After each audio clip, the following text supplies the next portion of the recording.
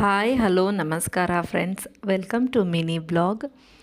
ಹಾಗೆ ಪೇಪರ್ ಓದಾಕತ್ತಿದ್ದೇನೆ ನೋಡ್ರಿ. ಹ್ಯುಮ್ಯಾನಿಟಿ ಬಗ್ಗೆ ಒಂದು ಸಣ್ಣ ಸ್ಟೋರಿ ಕೊಟ್ಟಿದ್ರು, ಅದು ಭಾಳ ಇಷ್ಟ ಆಯಿತು. ಸೊ ನಿಮ್ಮ ಜೊತೆನೂ ಶೇರ್ ಮಾಡಿದ್ರಾಯಿತು ಅಂತ ಹೇಳಿ ವಿಡಿಯೋ ಮಾಡಿದೆ.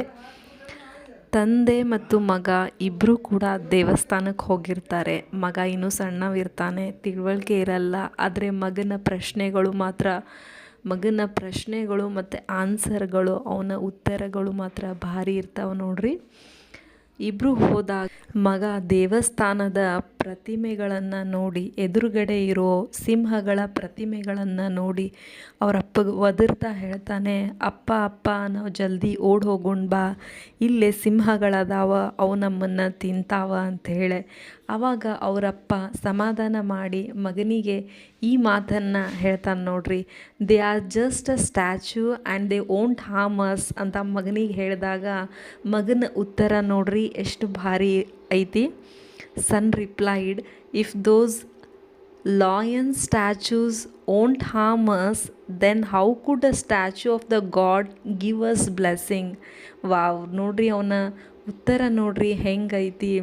ಪ್ರತಿಮೆಗಳು ಉಳ್ಳ ಸಿಂಹಗಳು ನಮಗೇನು ಮಾಡಂಗಿಲ್ಲ ಅಂತಂದ್ರೆ, ಪ್ರತಿಮೆಗಳು ಉಳ್ಳ ದೇವರು ನಮಗೆ ಹೆಂಗೆ ಆಶೀರ್ವಾದ ಕೊಡ್ತಾನ ಅಂತ ಅವನ ಆನ್ಸರ್ ರೀ. ಆವಾಗ ತಂದೆ ಆದವ ಮೂಕ ವಿಸ್ಮಿತನಾಗಿ ನಿಂತು ಯೋಚನೆ ಮಾಡ್ತಾನ್ರಿ.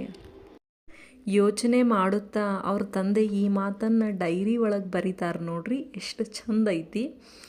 I am still speechless on my child's answer and I have started searching for a god in a humans instead of statues.